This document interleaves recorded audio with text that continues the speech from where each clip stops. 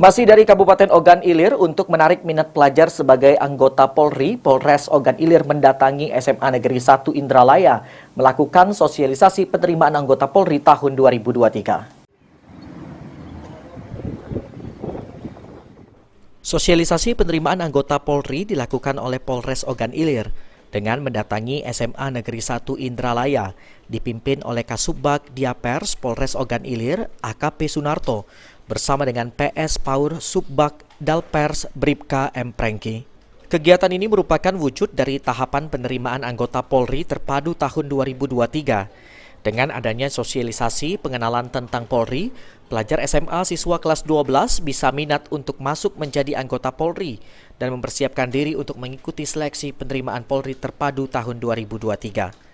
Dalam sosialisasi ini dijelaskan tahapan-tahapan tes seleksi dan dihimbau kepada para pelajar jangan mudah percaya dengan oknum atau calo yang mengiming-imingi menjanjikan kelulusan dalam seleksi penerimaan.